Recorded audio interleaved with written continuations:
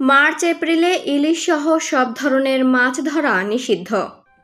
চাঁদপুরে নিবন্ধিত 40,000 জেলে পাচ্ছেন খাদ্য সহায়তা। পপুলার বিডি নিউজের একটি ডেস্ক রিপোর্ট। বিস্তারিত জানাচ্ছি আমি সুমেয়া জাহান নাবিলা। শুক্রবার মধ্যরাত থেকে টানা 2 মাস চাঁদপুরের পদ্মা মেঘনা সহ দেশের 6টি আভয়াশ্রমে ইলিশ সহ সব ধরনের মাছ ধরায় নিষেধাজ্ঞা দিয়েছে সরকার। জেলেরা জাল, নৌকা সহ মাছ ধরার সরঞ্জাম নিয়ে ফিরছেন তীরে। এদিকে জেলেদের প্রণোদনা হিসেবে 4 ধাপে 40 কেজি করে চাল বরাদ্দ দেওয়ার কথা জানান মৎস্য বিভাগ। চাঁদপুরের মতলবের ষাটনল থেকে হাইমচর উপজেলার চরভৈরব পর্যন্ত 70 কিলোমিটার মার্চ এপ্রিল এই 2 মাস ইলিশ সহ সব ধরনের মাছ ধরা নিষিদ্ধ। ইতোমধ্যে জেলেরা তাদের জাল, নৌকা সহ সরঞ্জাম নিয়ে পদ্মা মেঘনার তীরে ফিরছেন। ইতোমধ্যে জেলা প্রশাসন ও মৎস্য বিভাগ থেকে জেলেদের নিয়ে মতবিনিময়, লিফলেট বিতরণ ও মাইকিং করা হয়েছে।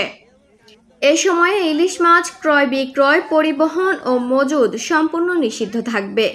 2 মাসের বেকারত্ব নিয়ে দুশ্চিন্তায় জেলেরা। সরকারের পক্ষ থেকে পাওয়া বরাদ্দ তাদের জন্য অপ্রতুল্য দাবি তাদের। মার্চ মাসের থেকে যে অভিযান শুরু হবে, জেলেদের 2 মাসকার অভিযান জাটকা প্রতিরোধ, এর ভিতরে সফল হবে যদি বাংলাদেশ কোস্টগার্ড এবং নৌবাহিনী অলরেডি গাঙ্গ ডিউটি রাখে, তাহলে অসত জাল্লারা এই গাঙ্গের জাটকা ধরতে পারবে না। ইনশাল্লাহ জাটকা ঠেকাইতে পারবে এবং আগামীতে জাটকা বড় হবে, জাটকা ইলিশ হয়ে এই দেশের মুখ উজ্জ্বল করবে।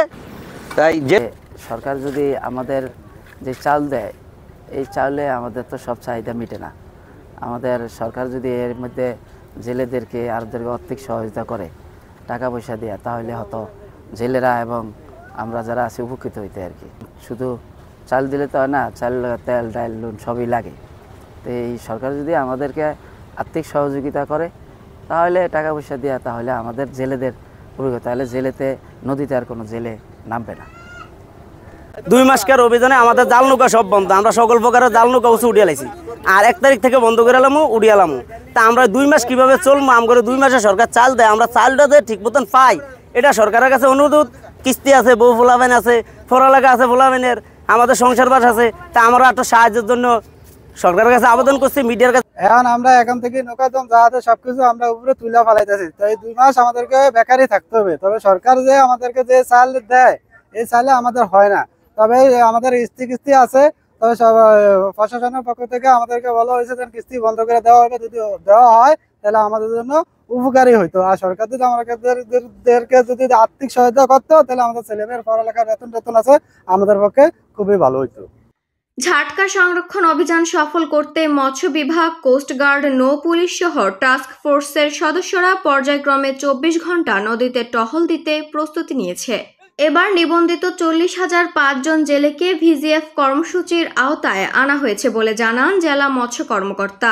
জেলেদের যে ভিজিএফ কর্মসূচি সেটা ইতিমধ্যে চলে এসেছে এবং ইউনিয়ন পরিষদের অনুকূলে আমরা বরাদ্দ দিয়ে দিয়েছি। যা খুব দ্রুতই বিতরণ শুরু হচ্ছে।